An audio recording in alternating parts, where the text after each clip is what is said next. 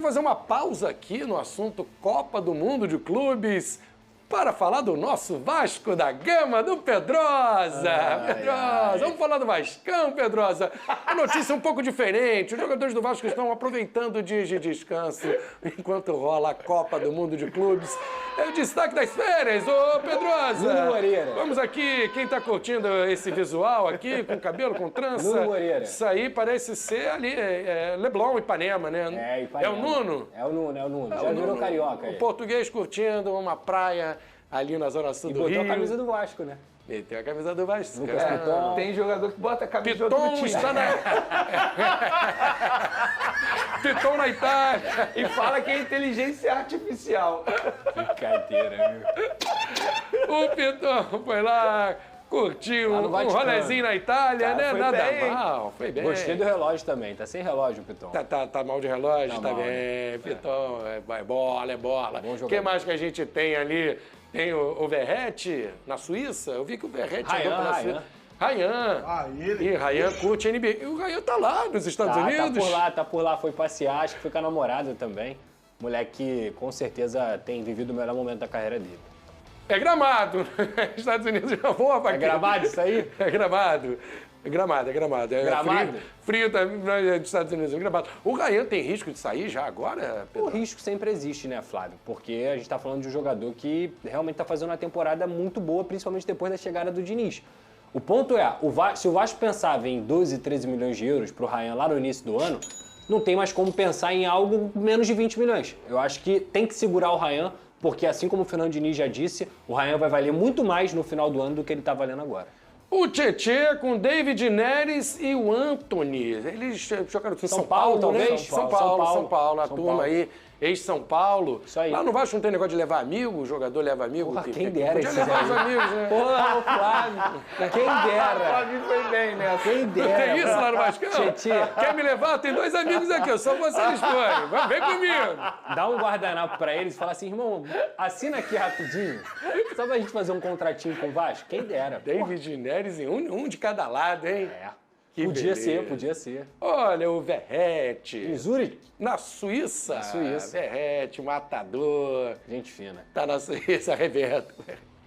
Olha, tá falando do Vasco, Paulo Henrique completou 100 jogos com a camisa Cruz Maltina, o PH foi um dos destaques do jogo contra o São Paulo.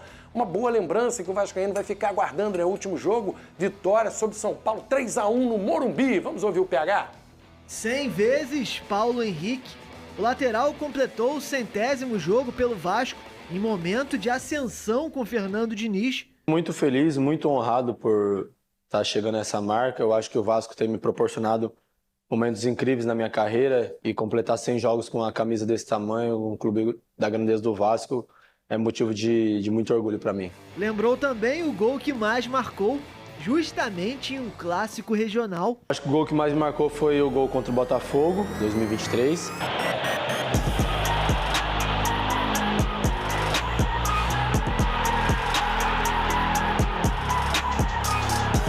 Essa noite passada eu sonhei que eu tinha feito gol. Minha esposa é testemunha, ela também profetizou na minha vida que eu ia fazer gol. E hoje, para honra e glória de Deus, o gol saiu e nos deu a vitória. Ainda recebeu uma surpresa da família e se emocionou com seu pequeno vascaíno nos braços, lembrando momentos difíceis com a esposa. Ela comprou o colchão no cartão dela parcelado para mim. Eu lembro que eu pagava parcelinha de R$50 porque era o que eu conseguia pagar.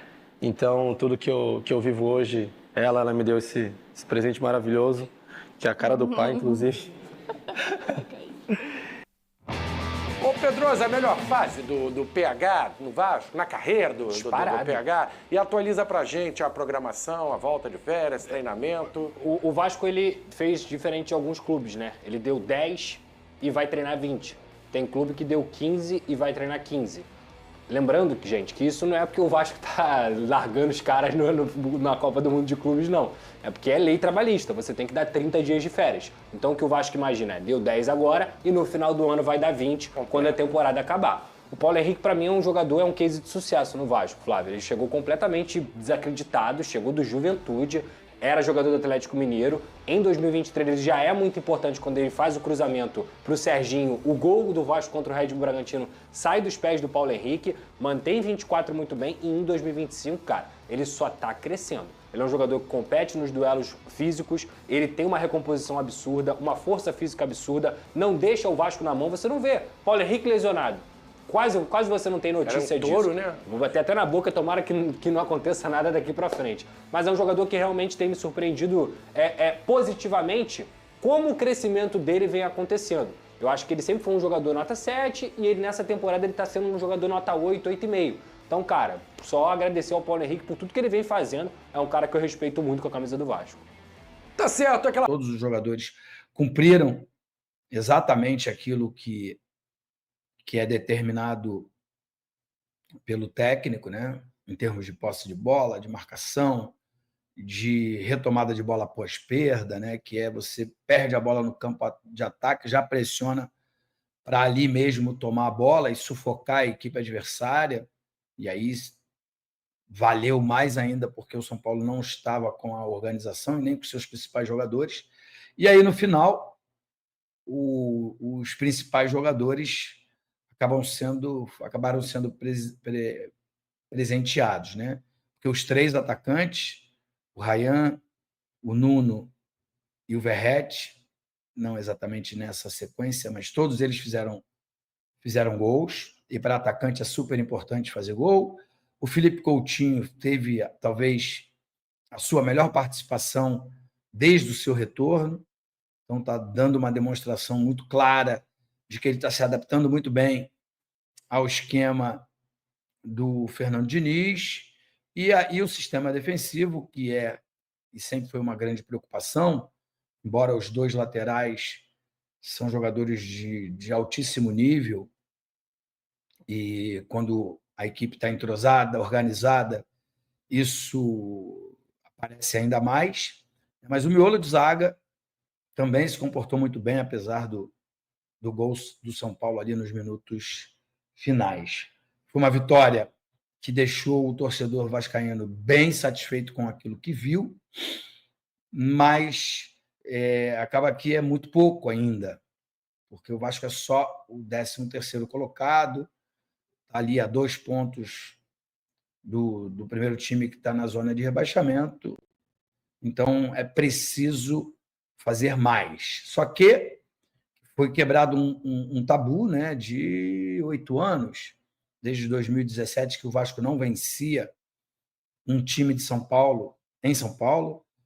Foi a primeira vitória do Vasco como visitante, então também isso foi de fundamental importância, e 30 dias aí para o Fernando Diniz trabalhar com tranquilidade, para observar o mercado, olhar com calma quem ele vai poder indicar e a diretoria conseguir contratar. Né? O Vasco é o único carioca que não está disputando o Mundial de Clubes e, por isso, os rivais e os outros adversários aqui da cidade do Rio de Janeiro até brincaram e sacanearam, né? Quando é o jogo do Vasco no Mundial, mas é o único ou último a conquistar uma grande vitória no Campeonato Brasileiro, e nesses 30 dias vai ter um pouco mais de paz, um pouco mais de tranquilidade para trabalhar. Embora os atletas tiveram aí um período, acredito que pequeno, de folga, de recesso, até que merecido, né? Porque com os jogos quarta e domingo, né? O Vasco envolvido em 3 competições, né? Copa do Brasil, Sul-Americana e Campeonato Brasileiro, quase que os atletas não têm folga. Então, é aproveitar esse período. Aqueles que não são da cidade do Rio de Janeiro vão às suas cidades, aqueles, né, que não são do país, né? Caso dos portugueses, né? Na verdade, só tem um português, né? Que é o Nuno. Mas tem argentinos, tem chilenos, e aí cada um pode ir a seu país ou a sua cidade, descansar, rever a família, dar uma desopilada, que é sempre muito, muito, muito importante para o restante da temporada, que não será fácil. Não será fácil porque, com essa parada para o Mundial, as 3 competições elas vão se acumular num segundo semestre muito corrido, com muitos jogos, quarto domingo, viagens, né? E isso não dá ao técnico a oportunidade de implementar o seu trabalho, fazer aquilo que a gente quer muito, né? Que o time tenha entrosamento, e esse entrosamento faça com que o clube tenha, que o Vasco tenha partidas como foi a da última quinta-feira, que de fato me impressionou. Acho que foi, para mim, a melhor partida do Vasco no ano. Embora o Vasco tenha conseguido 3-0 também contra o Fortaleza, 3-0 contra o Melgar, né? Esse jogo não foi 3-0, mas poderia ter sido, porque já foi nos acréscimos ali que o Vasco sofreu o gol, então não tinha nenhum risco de um revés ou de uma situação como aconteceu com o Melgar, que o Vasco fez 3-0 também e depois cedeu um empate no jogo de ida lá da Sul-Americana. E o melhor de tudo, foi ver o Felipe Coutinho ter a sua melhor atuação com a camisa do Vasco. Eu sempre falei aqui que o Felipe Coutinho é um grande craque, deixou uma memória afetiva muito boa, muito positiva nos torcedores do Vasco, nesses 14 anos que ele ficou fora. Sempre uma grande expectativa no retorno dele, ele pudesse ser um dos pilares desse novo Vasco da Gama. A minha crítica foi só as exigências que ele fez, e acho que nessas exigências eu tenho razão, porque são dois jogadores que não têm mais a capacidade de entrega técnica, né? E aí está tudo bem. Se você não pode entregar, eu acho que o errado é quem contrata. Então, as exigências foram feitas, o presidente sucumbiu aos desejos, e essa era a minha única crítica. Depois, ele demorou ou não entrou em forma na temporada de 2024. Esse ano ele deu sinais de que poderia melhorar e que poderia ser muito útil, né, com alguns jogos jogando bem, outros jogos nem tanto. Mas essa última impressão, essa última apresentação na quinta-feira lá no Morumbi, eu falei aqui na quarta-feira passada que era um palco que o torcedor do Vasco gosta muito, porque é um lugar que o Vasco, nos seus grandes momentos, venceu bastante, inclusive até conquistou um campeonato brasileiro em cima do São Paulo no Morumbi, com o gol do Sorato em 89. Eu ainda era garoto, né, um jovem, jogava futsal no Vasco, campo no Botafogo, até que depois eu fiquei só no campo do Clube de Regatas Vasco da Gama, morava ali embaixo da... É isso aí, galera do Vascão, Vasco da Gama, que só entra em campo a partir do mês que vem. Fluminense, rapaz, está amassando, né, até o momento que eu tô assistindo o jogo, né? Na verdade, tô olhando aqui as estatísticas, eu estava assistindo o jogo, parei para fazer o cortezinho aqui. Acredito que todo mundo está vendo o jogo do Flu no Mundial nesse momento, né? Geralmente a galera vai dar uma pausa agora aí. Eu tô falando aqui, mas eu tô viajando, né? Vocês vão assistir o vídeo, obviamente, que depois do jogo. Ninguém vai assistir o vídeo nesse momento que eu tô gravando. A gente já acaba de iniciar o segundo tempo. Posse de bola 46 do Flu, 54 do Borussia. Uma posse de bola normal. Para metade, isso aqui é considerado 50-50, né? Ainda está na margem aí de 50-50. Chutes, 8 chutes do Fluminense, 3 chutes do Borussia, 2 chutes do Flu no alvo, 0 do Borussia Dortmund. Tá? Esse Borussia que vem de 1, 2, 3, 4, 5, 6 vitórias consecutivas, 7 jogos sem perder. O Borussia venceu Barcelona por 3-1. Meteu 3-1 no Barcelona. Empatou pela Bundesliga com o Bayern de Munique fora de casa, 2-2.